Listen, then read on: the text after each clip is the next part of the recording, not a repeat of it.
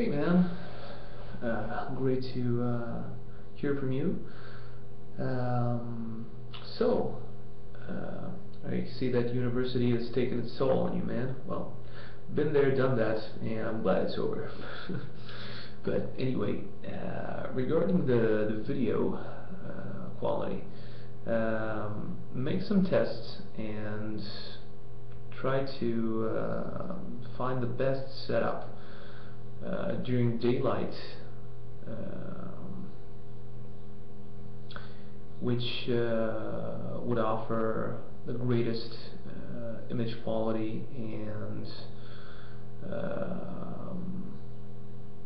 of course this is a little bit tricky, you know. I work with a friend of mine who is a professional photographer and cameraman, and he knows how to set up the lights, and he also has a lot of nifty tools like expensive Canon lens and a 7D EOS Canon camera,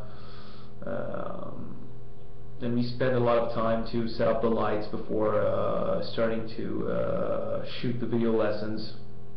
But what I can tell you is, make tests with the lights in such a way that you can focus the lights on the guitar and make sure that the colors in the image looks natural, not dark, not too bright or burnt. So it's just a matter of testing and arranging the lights in the room in order to find the best possible combination. Also, what sort of a device will you be using for shooting the videos? You have a DSLR camera, you have a HD video cam, or the webcam. The possibilities are endless, and we can develop this subject, and I can ask my friend when I see him about what you can do with 400 watts. But it's important to ask. You have one source of light, two sources of light. How many? Because the more you have, the more possibilities you can encounter of placing them in the room. What I remember, there was a thread here at GMC where the guys were explaining about various options for the best light situation in the room.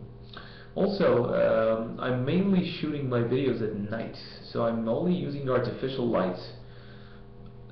Honestly speaking, I haven't submitted any GMC lesson aside from the first ones. Those were shot during daylight, but they were shot in a photo studio belonging to another friend, and I had a lot of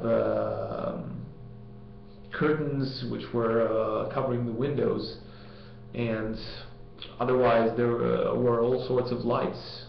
It's no natural light, so I'm not usually using natural light for GMC lessons. Otherwise, regarding the backing tracks, my advice is to work on the backing tracks from scratch. It's going to be a lot of tedious work, I know, but you're going to be able to make a whole better mix rather than just tossing a backing track and recording over it. I have a friend, actually he's my best friend and one of my bandmates in Days of Confusion, the bald, big bearded, tattooed guy, Caesar. Well, when he was, I don't know, in college, he used to spend countless hours figuring out Dream Theater songs, and he built his own backing tracks, because back in the day when he was in college, it was somewhere about year 2000 or 2001, the internet was barely happening as a phenomenon here in Romania, and so there was no access to backing tracks or that sort of stuff. So he had to figure everything out by ear and build everything in his software and then record the guitars. But I think he sorted out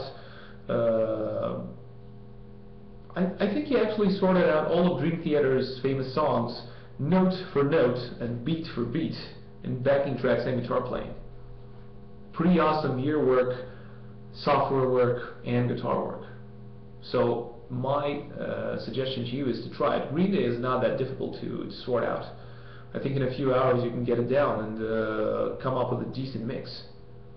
So So try it and send it to me. And I also look forward to your other recordings.